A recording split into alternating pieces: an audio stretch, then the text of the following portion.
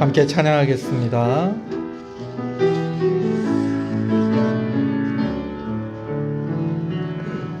나 무엇과도 주님을 바꾸지 않으리. 다른 어떤 은혜 구하지 않으리. 오직 주님만이 내 삶의 도움이시니 주의 얼굴 보기 원합니다. 주님을 사랑합니다. 주님 사랑해요.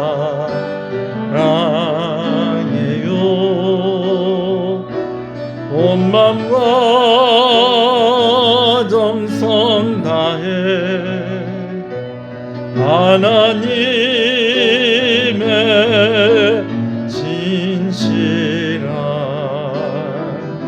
친구 되기 원합니다. 주님을 사랑합니다.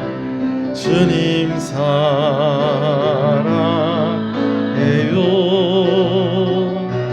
온 맘과 정성 다해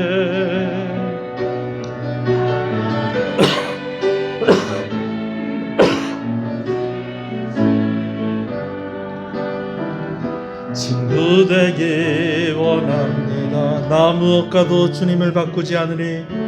나 무엇과도 주님을 바꾸지 않으리. 다른 어떤 은혜 구하지 않으리. 오직 주님만이 내 삶의 도움이시니 주의 얼굴 보기 원합니다. 주님 사랑해요.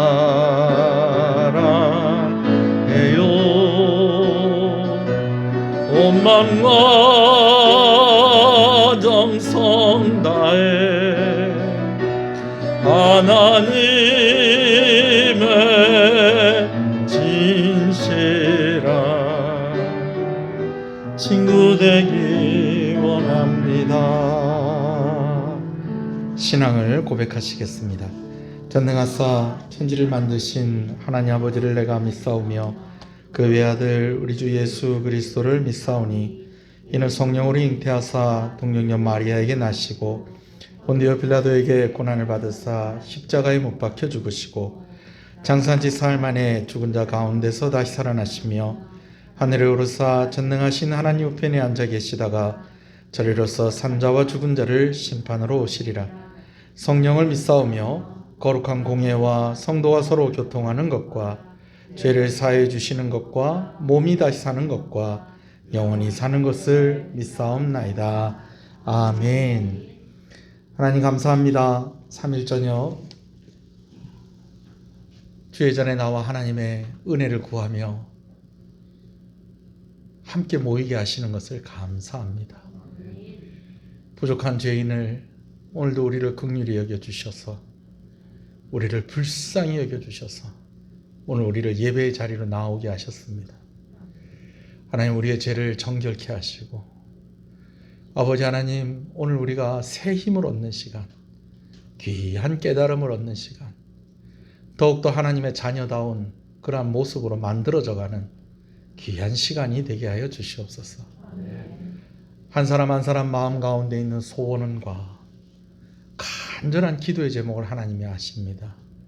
하나님께서 응답하여 주시옵시고 오늘 말씀 들으면서 아버지 하나님 우리가 기도하는 그 기도의 제목들에 대한 하나님께서 응답해 주실 것에 대한 확신을 얻는 시간들이 또한 되게 하여 주시옵소서. 예수님 이름으로 기도합니다.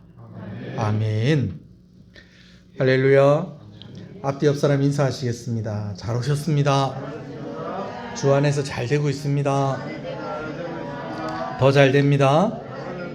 갈수록 잘 됩니다. 반드시 잘 됩니다. 할렐루야. 말씀을 함께 보겠습니다. 열왕기하서 2장 19절에서 25절의 말씀입니다. 열왕기하서 2장 19절에서 25절의 말씀입니다.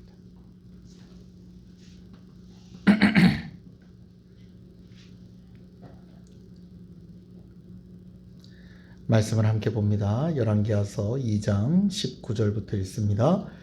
그 성읍 사람들이 엘리사에게 말하되 우리 주인께서 보시는 바와 같이 이 성읍의 위치는 좋으나 물이 나쁨으로 토산이 익지 못하고 떨어지나이다.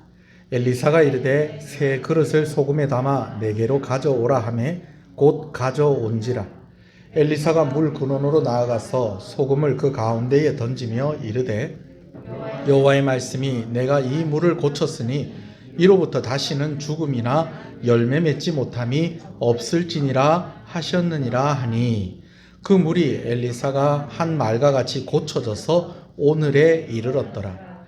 엘리사가 거기서 베델로 올라가더니 그가 길에서 올라갈 때에 작은 아이들이 성읍에서 나와 그를 조롱하여 이르되 대머리여 올라가라 대머리여 올라가라 하는지라. 거기서부터 그들을 보고 여호와의 이름으로 저주하며 곧 수풀에서 암곰 둘이 나와서 아이 중에 42명을 찢었더라. 엘리사가 거기서부터 갈멜산으로 가고 거기서 사마리아로 돌아왔더라. 아멘. 엘리야의 후계자가 된 엘리사의 이야기를 나누고 있습니다. 다른 선지자의 제자들도 있었지만은 그들은 엘리야를 따라가다가 요단 강가에서는 그냥 그대로 머물러 있었습니다. 그렇지만 엘리야가 계속 만류함에도 불구하고 엘리사는 끝까지 엘리야를 따라가죠. 그래서 결국 엘리야가 어떻게 하늘로 올라가는지를 그가 목격하게 됩니다. 엘리야가 어떻게 하늘로 올라가는지를 그가 목격했다는 것은 그의 기도의 제목, 그의 소원이 이루어졌다는 것을 의미하기도 합니다. 엘리야가 하늘로 올라가기 전에 엘리사에게 묻습니다. 내가 이제 하나님께서 나 데리고 갈 건데 이제 내가 너를 위해서 마지막으로 뭘 좀 구해줬으면 좋겠느냐? 너 소원이 뭐냐라고 묻습니다. 그랬더니 엘리사가 하는 이야기가 선생님에게 역사하셨던 성령의 역사가 나에게 2배나 나타나기를 갑절이나 은혜가 있기를 구합니다. 그랬더니 엘리야가 네가 참 어려운 것을 구하는구나. 그렇지만 내가 어떻게 하늘로 올라가는 것을 보게 되면 하나님께서 그것을 너에게 응답해 주실 것이다. 그렇게 이야기를 했죠. 근데 엘리야가 하늘로 올라가는 것을 엘리사가 봤다는 것입니다. 엘리야와 그렇게 헤어지고 난 뒤에 그가 입고 있었던 옷은 둘로 찢고 이제는 엘리야의 겉옷을 주어서 엘리사가 돌아오게 됩니다. 돌아오는 길에 요단강이 막혀 있는데 그의 선생인 엘리야가 했던 것처럼 엘리야의 겉옷으로 강물을 내려칩니다. 엘리야의 하나님은 어디 계십니까? 강물을 내리쳤더니 강물이 갈라지고 그가 엘리야와 함께 건넜던 것처럼 강 바닥을 밟고 이제 요단강을 건너게 되어집니다. 그 모습을 본 선지자의 제자들이 이제는 인정을 합니다. 무엇을 인정하느냐? 엘리야의 후계자로 누가 세워졌구나, 엘리사가 세워졌구나 하는 것을 인정하게 되어집니다. 자, 그리고 나서 이제 엘리사와 그리고 그 선지자의 제자들이 여리고성으로 갑니다. 근데 여리고성을 가는데 자꾸 선지자의 제자들이 엘리야를 좀 찾으러 갔다 오면 안 되겠냐고 그렇게 이야기를 하는 겁니다. 여러분, 엘리야가 죽어서 하늘로 올라간 것이 아니고요, 하나님께서 그를 죽이지 않고 하나님께로 데리고 간 것이었습니다. 근데 그들이 자꾸 이야기하기를 어떤 의도에서 그렇게 했는지는 좀 의심스럽습니다. 그 의도가 무엇이었는지는 지난주 설교를 영상을 통해서 다시 보시면 되겠습니다. 여튼지 간에 가다가 하나님께서 그냥 버려두고 가신 건 아니겠습니까? 놓친 건 아니겠습니까? 엘리야가 그렇게 됐다면은 분명히 어딘가에 그냥 처참하게 그렇게 있을 것인데 우리가 가서 그 엘리야의 시신을 수습하고 그렇게 하는 것이 맞는 것 같습니다. 근데 엘리사는 갈 필요가 없다고 이야기합니다. 왜? 자기가 두 눈으로 봤거든요. 엘리야가 어떻게 하나님께로 가는지를. 갈 필요 없다.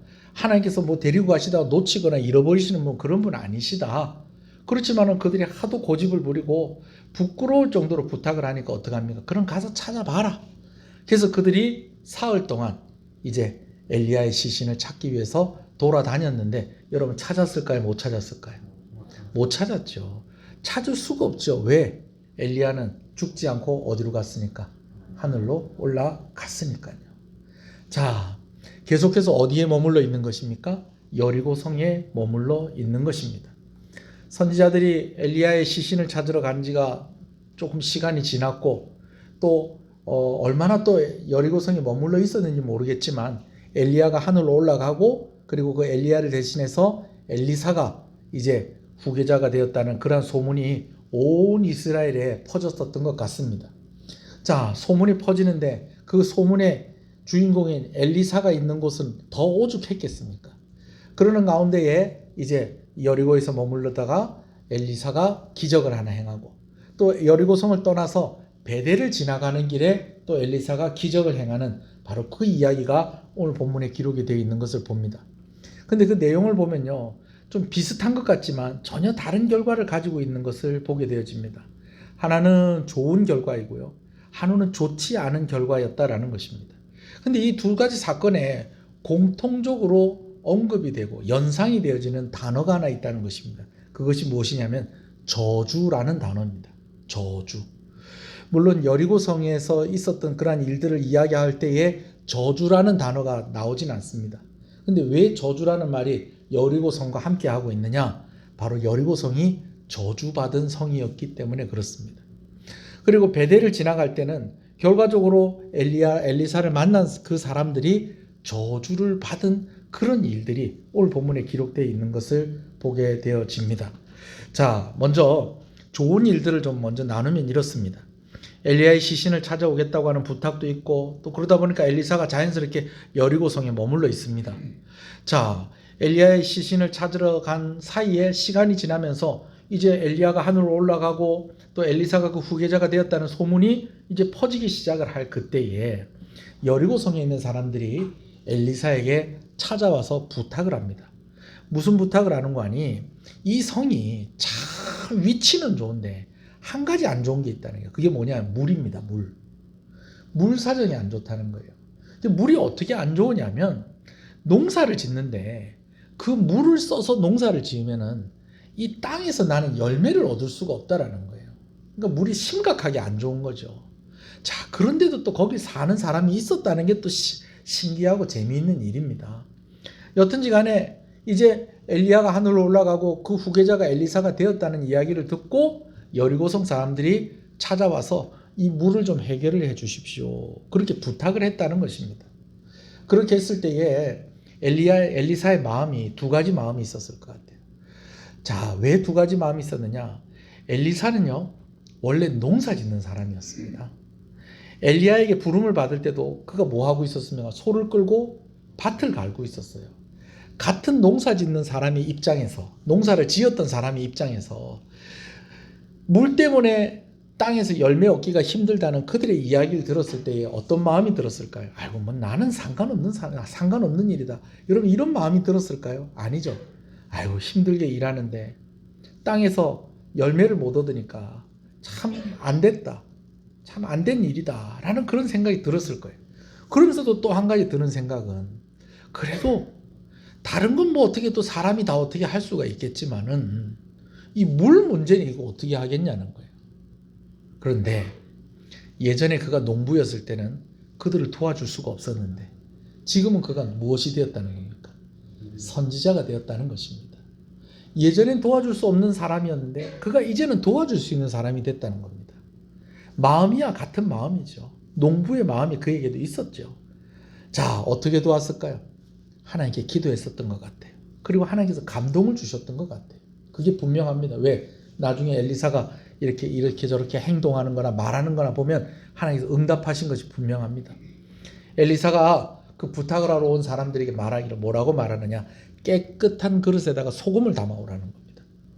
깨끗한 그릇에다가 소금을 담아오라는 거예요.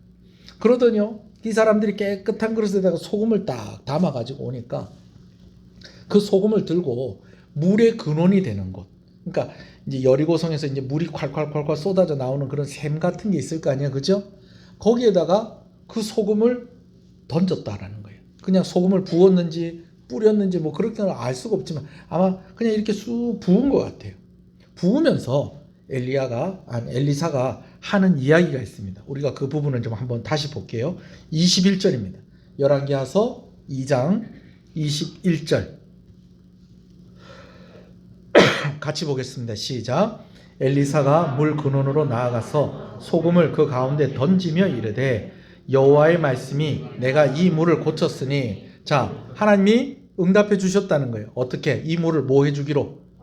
고쳐주시기로 응답을 해주셨다는 거예요. 그러면서 또 약속을 하나 주세요. 뭐라고 약속을 주시는가? 또 읽겠습니다. 시작. 이로부터 다시는 죽음이나 열매 맺지 못함이 없을지니라 하셨느니라 하니. 자 여러분 이 뒷부분이 중요한데요. 요거 조금 이따 얘기하겠습니다.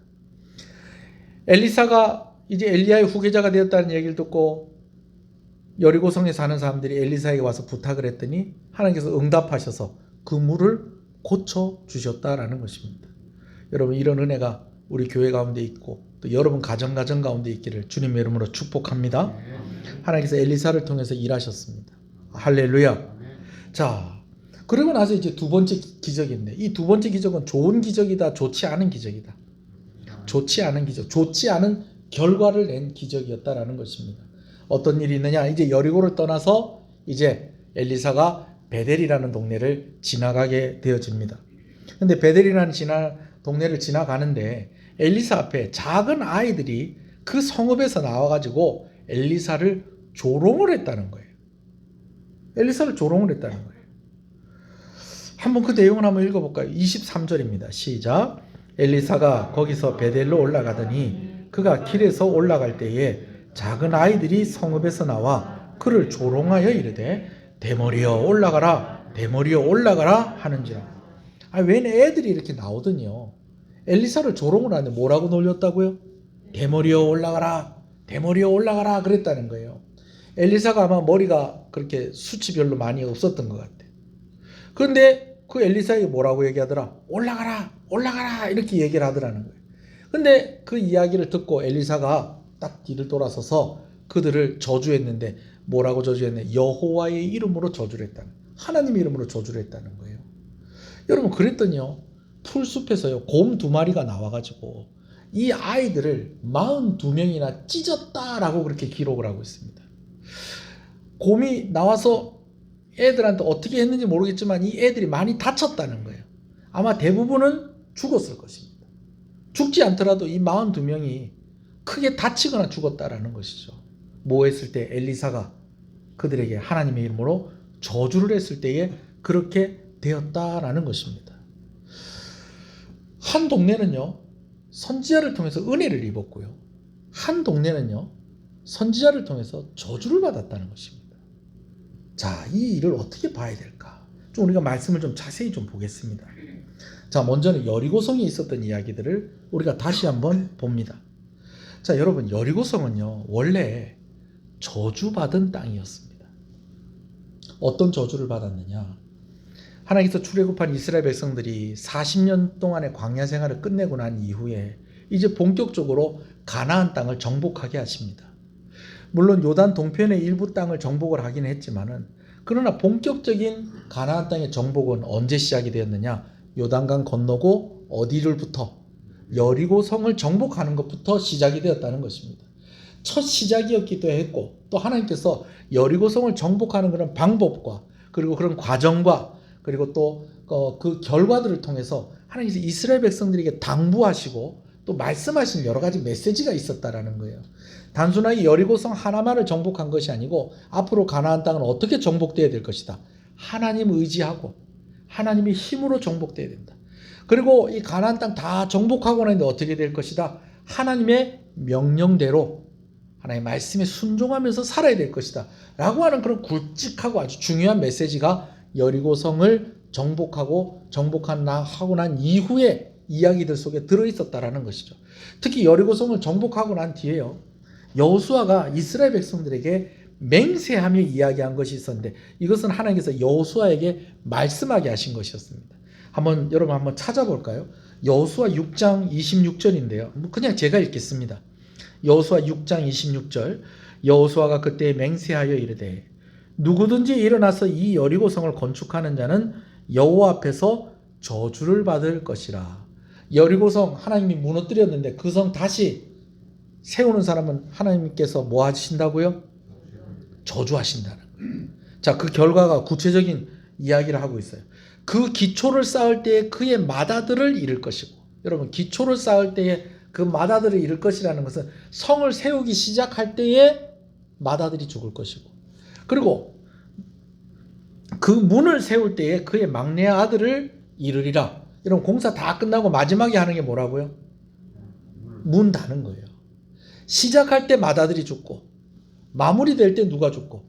막내 아들이 죽게 될 것이다. 누구를 통해서 하신 말씀이에요? 하나님께서 여호수아를 통해서 하신 말씀입니다. 그러니까 누구도 겁이 나서 여리고성을 다시 건축할 생각을 하지 못하고 있었던 거예요. 왜? 이 성은 무슨 땅이다? 저주받은 땅이다. 다시 세우다가는 아들들 다 죽는다. 그런데 여러분, 용감하게도 이 여리고성을 재건을 한 사람이 있다는 것입니다. 수요일 예배 참석하시고 영상을 보신 분들은 아실 거예요. 누가 이 여리고성을 재건했는지. 아하방입니다. 아하방. 왜 그 이전에도 왕들이 있었는데 여리고성을 재건하지 못했을까요? 그들의 마음 가운데에 온전하지 못해도 누구를 두려워하는 마음이 있었다는 거예요. 하나님 두려워하는 마음이 있었는데 도대체 이 아하방에게는 뭐가 없었다는 거예요? 하나님 두려워하는 마음이 없었다는 거예요. 그러다 보니까 이 위치가 좋은 여리고성, 여리고 이 땅이 너무 아까운 거예요. 여기 성이 딱 만들어지면 무역하기도 좋고 전쟁하기도 좋고 여러 가지로 좋은데 지금 이 땅에 뭐가 걸려 있으니까? 저주가 걸려 있으니까. 이 땅에 성을 쌓으면은 쌓기 시작할 때 큰아들이 죽을 것이고, 그 다음 마무리가 될 때에는 막내 아들이 죽을 것이고, 그러니까 그 어떤 왕도 이 여리고성을 다시 재건할 거라고 생각을 못했는데, 왕후 이세벨과 결혼한 이 아하방은 하나님을 두려워하는 마음이 없었어요. 그러다 보니까 여리고성 다시 세워라 하는데 좀 비겁한 것은 자기 이름으로 그렇게 세운 것이 아니고요, 베델 사람 히엘이라는 사람에게 이 성을 세우는 것을 시킵니다. 여러분, 그랬더니요, 진짜로 히엘이 이 여리고성을 건축할 때에 기초를 닦을 때 누가 죽었을까요? 맏아들이 죽고, 문을 달 때는요, 막내 아들이 죽어요. 열왕기상 16장 34절. 그 시대에 베델 사람 히엘이 여리고성을 건축하였는데, 그가 그 시대를 말하는 것은 누구 시대에? 아하방 때에. 베델 사람 히엘이 여리고성을 건축하였는데 그가 그 터를 쌓을 때 맏아들 아비람을 잃었고, 그 성문을 세울 때에 막내 아들 수굽을 잃었으니 여호와께서 눈의 아들 여호수아를 통하여 하신 말씀과 같이 되었더라. 여러분, 여리고성은 무엇 받은 땅이다? 저주받은 땅이다 라는 것입니다. 근데 그 땅에도 사는 사람들이 있었다는 거예요. 거기다 그 땅은 무슨 사정이 안 좋았다는 거예요? 물 사정이 안 좋았다는 거예요. 여러분, 이 물 사정이 안 좋았다는 것은 이 저주받은 것과 관련이 있습니다. 왜 관련이 있느냐? 하나님께서 여기 다시 성을 세우지 말라는 거예요. 근데 이 여리고라는 이 위치가 참 좋은 위치다 보니까 자꾸 사람들이 생각을 하는 거예요. 저기 뭐가 있으면 좋겠다. 성이 하나 있으면 좋겠다. 큰 도시가 세워지면 좋겠다. 그런 마음이 있는 거예요. 근데 그런 마음이 있는 사람들이 오지 못하게 하려면 어떻게 해야 될까요? 뭔가 좀 안 좋은 부분이 있어야 될 것인데, 그것 때문에 하나님께서 이 물이 나쁜 물이 되도록 그 근원부터 그렇게 되도록 하신 것이 아니겠느냐라는 그런 생각을 우리가 해볼 수가 있는 것입니다. 그런데 이 여리고성 사람들이 선지자를 찾아와서 이 물을 좀 해결해 주십시오. 뭐 어떻게 해서 성은 세워진 것이고, 우리가 어떻게 해서 뭐 어쩌든 여기서 뭐 살긴 살아야 되겠네. 이 물 때문에 뭘 심어도 열매를 얻기 전에 이것들이 다 죽어버리니까 이 물 좀 해결해 주십시오. 여러분, 식물이 자라는데 쓸 수 없는 물을 사람이 마실 수는 있었겠습니까? 사람도 마실 수가 없는 것이죠. 그래서 이 물을 해결을 해달라고 하나님의 은혜를 구했더니요, 이 엘리사를 통해서 하나님께서 은혜를 주시는데 그냥 물만 해결해 주신 것이 아니었어요. 우리 21절의 뒷부분 한번 보십시다. 21절 뒷부분 1호부터 거기부터 한번 읽어볼까요? 다시 시작. 1호부터 다시는 죽음이나 열매 맺지 못함이 없을지니라 하셨느니라 하니, 22절 그 물이 엘리사가 한 말과 같이 고쳐져서 오늘에 이르렀다. 여러분, 이 말은 무엇입니까? 다시는 죽음이나 열매 맺지 못함이 없을지니라. 여러분, 이 말은요, 여리고성에 있었던 무엇이 풀렸다는 겁니다. 저주가 풀렸다는 겁니다. 여러분, 예수님을 믿으시고요. 예수님의 하나님께 은혜를 구하는 자들에게 하나님께서 저주를 풀어주신다는 것을 믿으시는 여러분 되시길 소원합니다.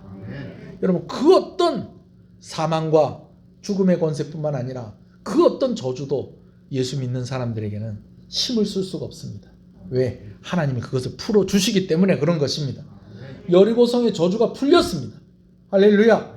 선지자를 통해서 은혜를 구하니까 하나님께서 그 선지자를 통해서 응답을 해주시는 것뿐만 아니라 오랫동안 그들에게 묵혀 있었던, 그들에게 숙제와 같았던, 풀지 못했던 그 저주를 하나님께서 풀어주셨다는 것입니다. 오늘날까지도 그 은혜가 있다라는 것입니다. 할렐루야.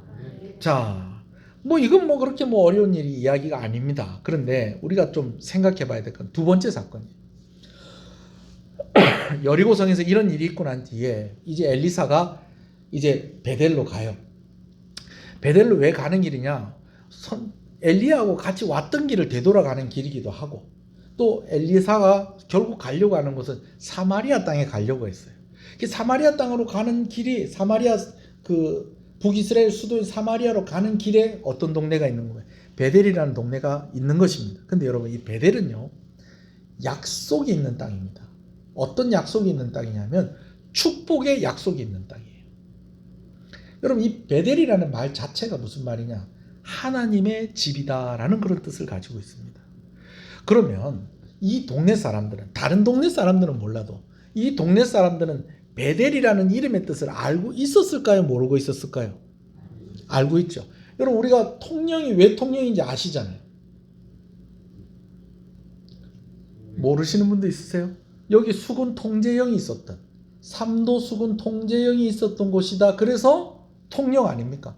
통영 살면 그 정도는 알고 있는 거예요. 이순신 장군이 옛날에 임진왜란 때 여기 다 지키고 있으면서 나라를 구했던 곳, 통영. 그 통영의 이름을 우리가 알고 있잖아요. 베델에 사는 사람도 마찬가지라는 거죠. 왜 여기가 베델이냐? 왜 하나님의 집이라는 이름을 가지게 되었느냐? 이유는 그거예요.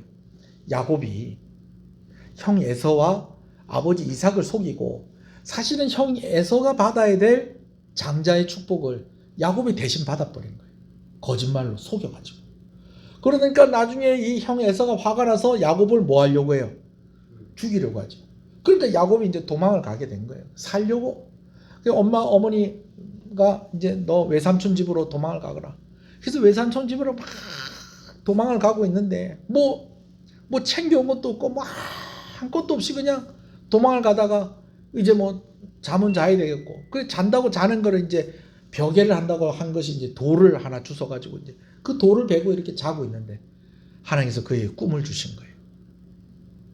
그 꿈을 꾸는데 무슨 꿈을 꾸느냐? 자기가 지금 돌베개를 하고 누워있는 여기서부터 하늘 끝까지 닿는 뭐가 사다리가 쫙 보이는데 그 사다리로 누가 오르락내리락 하더라는 거예요. 천사가 오르락내리락 하는 것을 하나님이 그에게 꿈으로 보여주신 것입니다. 그래서 그 꿈을 꾸고 난 뒤에 일어나가지고 하나님께 여기 하나님이 계셨군요. 여기 하나님이 계셨군요. 그러면서 그때부터 하나님과 이야기가 시작해요. 대화가 시작이 됩니다. 하나님께서 야곱을 만나셔서 너로 다시 여기로 돌아오게 해주겠다. 여러분 야곱이 다시 돌아오게 된다는 것은 하나님께서 그가 성공해서 돌아오겠다는 약속이 있기도 하고, 또 그 형 에서와의 관계도 어떻게 해주시겠다? 회복시켜 주시겠다는 그 약속이 그 안에 들어가 있는 것입니다. 야곱도 하나님께 약속을 하죠. 하나님, 나로 이곳으로 다시 돌아오게 한다면, 내가 고향 땅으로 다시 돌아오게 하면 내가 반드시 여기 와서 하나님을 위해서 단을 쌓겠습니다. 그렇게 해서 그 동네 이름이 뭐가 됐다는 거예요? 베델이라는 동네가 됐다는 거예요. 축복의 약속을 받은 동네가 베델이었다는 거예요. 여러분 여리고는 뭘 받은 동네라고요? 저주받은 동네. 근데 베델은요, 축복의 약속을 받은 동네가 베델이었다는 것입니다. 근데 안타까운 것은 이 베델을 지나가고 있을 때에 어린아이들이 나와가지고 엘리사를 조롱을 했다는 거예요. 근데 여러분 여기에서 어린아이라고 하니까 우리가 좀 한 가지 알아야 되는 것은, 유대인들이 어린아이라고 할 때는 좀 이 폭이 좀 넓어요. 우리가 생각할 때 어린아이들은 보통 한 어느 학교 몇 학년까지 보통 어린아이라고 보통 생각을 합니까? 한 초등학교 1학년부터 한 6학년까지는 그래도 어린아이다. 뭐 아직 어리다, 애다 그렇게 한단 말이에요. 그죠? 근데 벌써 중학생, 고등학생 되면 벌써 그때쯤 되면 애라고 안 하고 뭐라고 그럽니까? 청소년이다 뭐 그렇게 이야기하고, 그보다 조금 더 크면 청년이다 뭐 이렇게 이야기하잖아요. 그죠? 그런데 유대인들은요 대략 한 30살까지는 그냥 다 어린아이로 다 쳐요. 그 안에 다 넣어버려요. 어떻게 그런 걸 알 수 있느냐? 요셉이 30살에 총리가 되잖아요. 그죠? 근데 그 요셉을 어린 요셉이다라고 그렇게 표현을 하고 있다는 것입니다. 그러니까 제가 하고 싶은 말은 무슨 말이냐면, 오늘 본문에 나와 있는 이 엘리사를 조롱했던 어린아이가 우리가 생각하는 그런 어린아이들처럼 그렇게 나이가 많이 어린아이가 아닐 가능성이 많다는 것입니다. 거기다가 이 아이들이 철없이 한 행동이 아니라는 거예요. 만약에 이 아이들이 진짜 어린아이들이라고 할지라도 이 애들이 그냥 장난으로 얘기하거나 철이 없어서 이렇게 행동을 한 게 아니라는 거예요. 그걸 어떻게 할 수 있느냐? 일단은 애들이 한두 명이 아니었다는 거예요. 곰이 와서 찢어버린 아이만 몇 명이었다는 거예요. 42명, 42명이에요. 그러면은 그 아이들이 해를 당하는 그 사이에 도망간 애들도 있을 거 아니에요. 그죠? 그럼 그 애들까지 다 하면 최소한 50명에서 100명은 되는 거예요. 오늘 말씀에도 그렇게 돼 있어요. 곧 수풀에서 암곰 둘이 나와서 아이들 중에 42명. 그 42명보다 더 많은 거. 그러니까 막 애들이 한 100명. 적으면 뭐 70명, 80명. 이렇게 와가지고 지금 누구를 조롱하고 있다는 거예요. 엘리사를 조롱하고 있다는 거예요. 그것도 엘리사가 성 안으로 들어갔을 때, 그 성을 지나가고 있을 때. 지나가고 있을 때 왔다는 거예요. 지나가고 있을 때 왔다는 거예요. 이거는 누가 시켰든지 아니면 자기들끼리 계획을 해서 온 것이 아니고는 이렇게 올 수가 없다는 거죠. 거기다가 그들이 하는 말이 같습니다. 조롱의 내용이 같아요. 마치 노래를 부르듯이. 뭐라고 했다고요? 대머리여 올라가라. 대머리여 올라가라. 여러분, 그러면은 선지자가 아무리 그래도 자기를 놀린다고 해도 하나님의 이름으로 저주할 수 있겠습니까? 그럴 수는 없잖아요. 그런데 이 내용을 가만히 살펴보면요, 이게 엘리사를 조롱하는 내용이 아니에요. 물론 엘리사가 대머리이긴 했었던 것 같아요. 대머리였던 것 같아요. 그렇지만 지금 뭐 대머리인 것을 놀리는 게 아니고요. 지금 엘리사 보고 뭐라고 얘기하고 있는 겁니까? 대머리여 뭐해라? 올라가라. 여러분, 얼마 전에 누가 올라갔다는 거예요? 엘리야가 누구에게 갔다는 거예요? 하나님께 갔다는 거예요. 그러니까 너도 너네 선생님 따라서 뭐해라? 올라가라라고 얘기했다는 거예요. 여러분, 이건요 애들의 머릿속에서 나오는 이야기가 아닌 것입니다. 그냥 철없이 하는 이야기가 아닌 것입니다. 그것도 50명, 60명, 70명, 한 100명쯤 되는 아이들이 와서 부를 수 있는 그런 노래가 아니라는 거예요. 누가 시켰든지 가르쳤든지. 그것도 성 안에 들어간 것도 아니라 성을 지나가고 있는데, 그 옆을 지나가고 있는데 그러겠다는 거죠. 여러분, 이것은요 엘리사를 조롱한 것이 아니고요, 사실은 누구를 조롱하고 있었다는 것입니까? 하나님을 조롱하고 있었다는 것입니다. 어떻게 이런 일이 있을 수 있나? 베델인데. 베델에서 어떻게 이런 일이 있을 수 있나? 여러분, 그만큼 이스라엘의 영적인 상황이 안 좋았다는 거예요. 온 이스라엘이 왕부터 시작해서 왕과 왕비가 가지고 왔잖아요. 온 이스라엘이 바알과 아세라를 섬기는 나라가 됐고, 나중에 이 아하방이 죽고 난 뒤에 이 아하방의 아들이 왕이 되고 난 뒤에 다락 난간에서 떨어지고 나서는 내가 일어날 수 있을까 못 일어날까 그거 물어보려고 누구한테 보냈다고요? 바알세불이 어떤 신인데? 파리가 우는 그 소리를 듣고 점을 치는 그런 데다가 사람들을 왕이 보낼 정도로 그렇게 어두운 시절이었다라는 거예요. 그래서 이름은 베델이라는 동네에 살았지만, 하나님의 집이라는 동네에 살았지만, 사실은 이 사람들은 다 하나님을 믿는 사람들이다. 엘리사를 조롱한 이 아이들이라고 이렇게 기록해 놓은 이 사람들이 다 어떤 사람이란 하나님을 경외하지 않고 오히려 하나님의 역사하심을 비웃고 그것을 조롱하는 사람이었다는 것입니다. 그리고 무엇보다 하나님이 아무나 그렇게 징계하시겠습니까? 뭐 선지자 좀 놀렸다고 하나님께서 그냥 그렇게 하시겠어요? 아니죠. 이것은 분명한 징계였어요. 하나님의 이름을 대적하는, 하나님의 이름을 욕되게 하는 이들에게 주시는 분명한 벌이었다라는 것입니다. 여러분, 42명이 곰 2마리가 나와서 42명을 찢어버렸다는 거예요. 여러분, 제가 말로 이야기하기도 제가 참 무섭습니다. 그 장면을 한번 상상을 한번 해보세요. 아마 그걸 직접 본 사람이라면 며칠 밤 잠도 못 잤을 거예요. 얼마나 무서웠겠어요. 같은 선지자인데 어떤 동네는 저주받은 땅이었는데 은혜를 입었고, 같은 선지자인데 어떤 동네는 축복의 약속을 받은 동네인데 저주를 받게 되었다라는 것입니다. 여러분, 저는 오늘 이 말씀을 통해서 여러분들하고 한 3가지 정도만 오늘 말씀을 좀 정리해서 교훈을 얻으려고 합니다. 첫 번째는요, 오늘 우리가 하나님의 말씀을 대하는 태도가 어떻느냐라는 것입니다. 하나님의 말씀을 대하는 태도가 어떻느냐.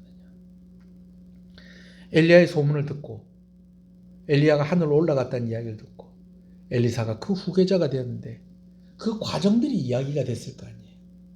엘리야가 외투를 벗어서 겉옷을 벗어가지고 강물을 내리치니까 강물이 갈라지고, 그리고 또 엘리사가 와서 또 이야기를 해줬을 거 아니에요. 우리 선생님 어떻게 올라갔는가. 나하고 우리 선생님하고 이런저런 이야기를 하고 있는데 갑자기 불말과 불병거가 우리 사이를 갈라놓더니 우리 선생님을 회오리 바람을 타고 하늘로 올라갔다. 그리고 내가 내 옷을 찢고 우리 선생님의 외투를 거두어서 그걸 가지고 오면서 내가 우리 선생님의 이름을 부르면서 하나님의 이름을 불렀더니 하나님께서 우리 선생님에게 하셨던 그 똑같은 일들을 내가 할 수 있게 해주셨다. 여러분, 이런 이야기를 들었을 때에 여리고성 사람들은 그렇게 역사하셨던 하나님, 그리고 그렇게 역사하시는 하나님이 사용하시는 그 선지자가 여기 계신다. 우리 가서 한번 부탁 한번 해보자. 은혜를 좀 구해보자. 사람이 할 수 없는 이 일을 우리 하나님께 한번 좀 부탁을 좀 해보자고. 우리 선지자를 좀 찾아가 보자. 여러분, 이런 마음들이 저와 여러분들의 마음이기를 간절히 소원합니다. 누가 하나님의 은혜를 입었단다. 하나님께서 역사하신단다. 오늘 말씀을 보니까 하나님께서 이런 놀라운 일들을 은혜를 구하는 자들에게 행하셨다고 하는데 나도 그 하나님의 은혜를 입는 은혜의 주인공이 되어야 되겠다. 여러분, 그런 마음을 가지시는 여러분 되시길 소원합니다. 기도하면 됩니다. 아멘이십니까? 여러분, 이런 말을 들을 때 그래, 기도하자. 나도 한번 기도해보자. 기도할 때 하나님 응답 주신다. 하나님께서 하나님의 백성에게 힘을 주시고 평강을 주신다. 아멘. 주 안에서 잘 되고 있다. 더 잘 된다. 갈수록 잘 된다. 반드시 잘 된다. 2022년에는 소망이 있다. 코로나가 있어도 소망이 있다. 안 끝나도 소망이 있다. 하나님 나와 함께 하시면 여러분 말씀에 그렇게 반응하시는 여러분 되시길 소원합니다. 근데 어떤 사람들은 반대로 그래, 엘리야가 올라갔다고? 아이고 참. 그럼 뭐 난 내 두 눈으로 못 봐서 못 믿겠다. 엘리사 니 한번 올라가 봐라. 그러면 데몬이 니 한번 올라가 봐라. 여러분, 이런 사람들의 은혜가 없는 것입니다. 말씀에 바르게 반응하시는 저와 여러분 되시길 소원합니다. 두 번째, 물려받는 것도 중요하지만 이어가는 것도 중요하다는 것입니다. 여러분, 우리가 전도할 때 이런 사람들 무수하게 만나지 않습니까? 우리 엄마가 권사고 우리 아버지가 장로고 또 우리 삼촌이 목사님이고 또 우리 시아버지가 목사님이고, 여러분 근데 본인은 교회 안 다니고, 어렸을 때부터 나는 모태신앙이 돼서 나는 엄마 뱃속에 있을 때부터 교회를 나갔는데 지금은 안 나가고 전도 대상자가 되어버린, 여러분 우리 그런 사람들 많이 보잖아요. 그죠? 여러분, 신앙의 이런 유산을 물려받는 게 얼마나 은혜이고 복인지 모릅니다. 할렐루야. 신앙의 유산을 물려받는 게 얼마나 은혜고 복인지 제가 여러분한테 얘기합니다. 여러분, 예수를요 3대째 믿으면요 이 복 받는 거 이건 아무도 못 말립니다. 할렐루야. 여러분 반드시 믿으시기 바랍니다. 이런 거 할 때 아멘 아멘 하십시오 좀. 3대째 예수 믿으면 그 집은 아무도 못 말립니다. 제가 얘기하죠. 목사님, 저도 믿고 우리 애들은 믿는데 우리 어머니가 안 믿어서 3대가 안 돼요. 그럼 어머니 전도하세요. 그럼 3대 되는 거 아닙니까? 그죠? 할렐루야. 오늘 우리 규빈이 합격했습니다. 뭐 이보다 더 좋은 일도 있을 겁니다. 할렐루야. 예. 그래요, 여러분. 참 은혜입니다. 예, 은혜예요. 뭐 예수님 잘 믿으면 대학 합격합니다. 제가 이 얘기 하려는 게 아니고 이거보다 더 큰 복도 받습니다. 그 주역이 되십시오. 그러려면 잘 이어가야 돼요. 물려받기도 잘 물려받아야 되고 그 물려받은 거 잘 이어가야 됩니다. 아멘이십니까? 그래요. 하나님의 집이라는 이름을 가진 동네에 살고 있었는데 그 신앙의 유산을 물려받지 못했습니다. 이거 얼마나 안타까운 일입니까?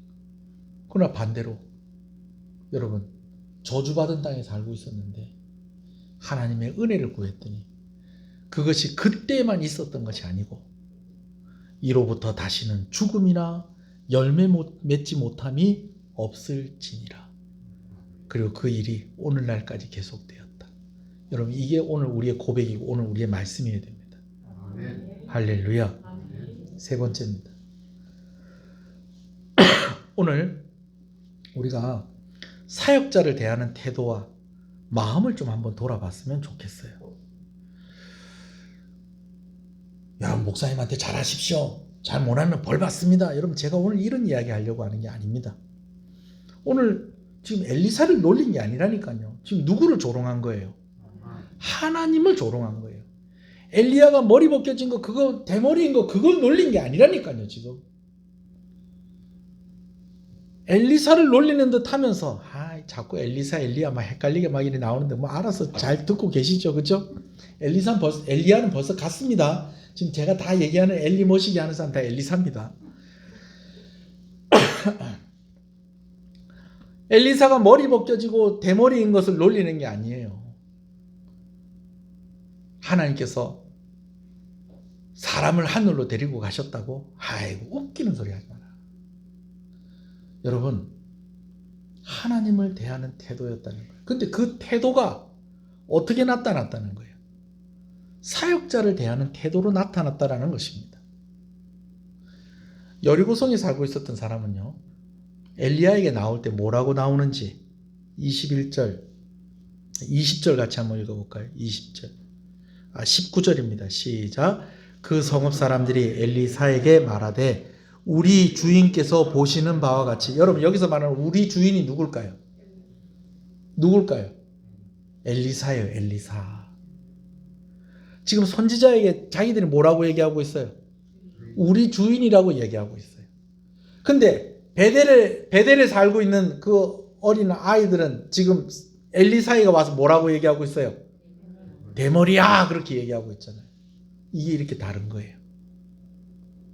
이게 뭐냐? 하나님을 대하는 마음과 태도가 사역자에게 그렇게 나타났다라는 것입니다. 물론 정말 하나님 사랑하는데 목사가 싫은 사람도 있긴 있겠죠. 그러나 특별한 경우가 아니면 하나님을 대하는 태도와 마음이 사역자를 대하는 마음과 태도와 그렇게 다르지가 않습니다. 한번 따라합시다. 부인이 예쁘면 처갓집 말뚝에도 절을 한다. 이 말이 무슨 말인지 아시죠? 이거 우리나라 속담이잖아요. 그죠? 자, 뭐가 이쁘면? 부인이 예쁘면 뭐에도 절을 한다고요? 처갓집 말뚝에도 절을 한다니까요. 여러분 하나님이 너무 좋고요. 늘 은혜 가운데 있으면요. 목사도 이뻐 보인다니까요. 아이 고맙습니다. 이렇게 시원하게 아멘 해주셔서. 제가 그랬어요. 제가 고등학교 때 저 감리교회 다니는 친구하고 싸웠어요. 왜 싸웠느냐? 뭘 갖고 싸웠느냐? 지는 지구교회 목사님이 진짜 잘생겼대요. 근데 내가 볼 때는 누가 잘생겼냐면 우리 교회 목사님 진짜 잘생긴 거예요. 여러분 저 PG 박영희 선교사님 보셨잖아요. 그죠? 좀 멋있지 않아요? 좀 그 정도면 잘생긴 거 아닙니까? 젊었을 땐 더 잘생겼었어요. 보는데 막 그때 당시에 되게 인기 좋았던 그 영화 배우가 있어요. 주윤발. 내 보는데 막 우리 목사님 주윤발 같이 생겼어. 여러분 왜 목사님이 주윤발 같이 보였을까요? 제 눈에. 맞아요. 내가 너무 은혜를 받은 거예요. 그 목사님 통해서. 그리고 하나님 너무 좋으니까 누구도 목사님도 잘생겨 보여요. 제 친구랑 그래 감리교회 목사님 제가 그 목사님도 참 존경하고 좋아해요. 예. 제가 그 감리교회 목사님 지금 계시는 분 말고 30년 전의 얘기입니다. 지금 계시는 분도 괜찮아요. 근데 그때 그 목사님을 저는 잘 아니까 그 목사님이 너무 훌륭하신 분이고 너무 했는데 잘생긴 누가 더 잘생겼다. 우리 목사님 더 잘생겼고 근데 제 친구는 누가 더 잘생겼다고 그러는 거예요. 그 목사님이 더 잘생겼다는 거예요. 왜? 은혜를 받으니까. 그런 여러분 되셨으면 좋겠습니다. 목사에게 무조건 순종하십시오. 목사에게 잘하면 복을 받고 잘 못하면 벌 받습니다. 여러분 이런 게 아니고요. 다시 한번 따라할게요. 부인이 예쁘면 저같이 말뚝에도 절을 한다. 여러분 그런데 놀라운 것은요. 하나님께서 일하실 때에 하나님의 사람들을 통해서 역사하시더라는 것입니다. 할렐루야. 우리 한번 기도하십시다. 기도하시겠습니다. 여러분 오늘 세 가지 교훈을 우리가 가지고 기도하기를 원합니다. 오늘 나는 말씀을 어떻게 받고 있는가? 엘리야가 하늘로 올라갔다는 소문을 듣고 엘리사가 후계자가 되었는데 그 엘리사가 우리 성에 머물고 있다는 소식을 듣고 내가 은혜 받아야 되겠구나. 그러면서 나왔더니 그 성에 오랜 저주가 풀리더라는 것입니다. 근데 엘리야가 하늘로 올라가고 엘리사가 후계자가 되었는데 그 엘리사가 우리 성 옆을 지나간다는 이야기를 듣고 가서 대머리야 하늘로 올라가라. 대머리야 하늘로 올라가라라고 그렇게 놀리는 사람들도 있었다는 것이죠. 오늘 우리가 정말 하나님 말씀에 은혜로 반응하는, 은혜를 사모하는 마음으로 반응하는 저와 여러분 되시기를 소원합니다. 물려받는 것도 중요하지만 이어가는 것도 중요합니다. 여러분 특히 자녀들을 위해서 기도하십시오. 오늘 나보다 더 믿음이 좋은 자녀들이 되게 해주십시오. 나보다 더 하나님 사랑하는 자녀들이 되게 해주십시오. 그래서 우리 가문이 정말 믿음의 명문 가문이 되게 해주십시오. 여러분 그렇게 기도하십시오. 그리고 하나님을 대하는 태도와 사역자를 대하는 태도가 그렇게 다르지 않다라는 것 우리가 기억하고 여러분 오늘 이 밤에 저를 위해서도 좀 기도해 주십시오. 하나님 우리 목사님 하나님께서 들어 사용하시는 하나님의 귀한 사람 되게 해주십시오. 우리 한번 조금 시간의 여유를 두고 우리 한번 기도하시겠습니다. 주님의 이름을 부르겠습니다. 주여 주여 아버지 감사합니다. 아버지 감사합니다. 오늘 이 말씀 주셔서 감사합니다. 이 말씀대로 아버지 하나님 우리가 은혜를 사모하는 자들이 되게 하여 주시옵소서. 순전한 마음으로 말씀을 받는 자들이 되게 하여 주시옵소서. 아버지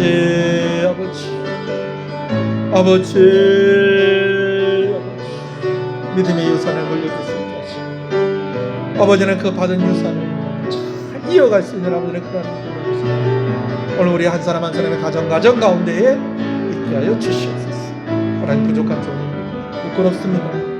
오늘 이런 이야기하는 것이 너무너무 부끄럽습니다. 그렇지만 아버지 하나님을 대하는 태도와 사역자를 대하는 태도가 그렇게 다르지 않다는 것을 볼 때에 오늘 우리가 사역자를 대하는 태도가 얼마나 중요한 것인지를 다시 한번 생각하게 됩니다. 성도와 목사와의 관계가 서로가 신뢰하고 더 사랑하고 위해서 더 기도해주고 함께하는 아버지는 그러한 관계들로 하나님께서 인도하여 주시고 은혜를 주시고 복을 주시기를 간절히 소원합니다. 주여 우리 조금 더 기도할 때에 우리 치유를 위해서 우리 한번 기도하시겠습니다. 우리 성도들 가운데 아픈 사람들 하나님 깨끗하게 나음을 입게 해주십시오. 이중환 집사님 내일 검사 결과가 잘 나오게 해주시고 그에 따라서 잘 치료될 수 있게 해주십시오. 코로나19의 위험으로부터 우리 성도들 지켜주시고 특히 우리 아이들 지켜주십시오. 우리 한번 건강을 위해서 치유를 위해서 한번 기도하겠습니다. 주여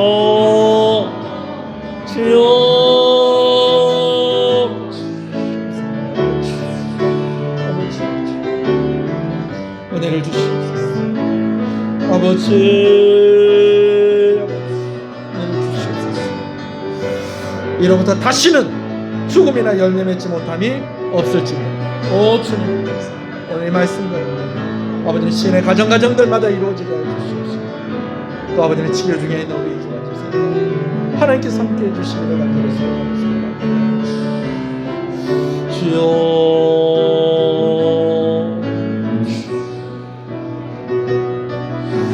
아버지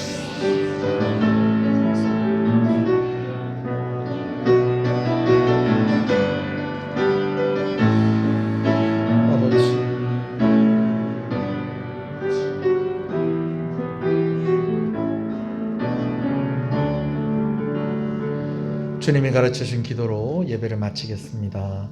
하늘에 계신 우리 아버지여 이름이 거룩히 여김을 받으시오며 나라의 임하옵시며 뜻이 하늘에서 이룬 것 같이 땅에서 이루어지이다. 오늘날 우리에게 일용할 양식을 주옵시고 우리가 우리에게 죄 지은 자를 사해 준 것 같이 우리 죄를 사해 주옵시고 우리를 시험에 들지 말게 하옵시고 다만 하게 쏘고옵소서. 대개 나라와 권세와 영광이 아버지께 영원히 있사옵나이다. 아멘.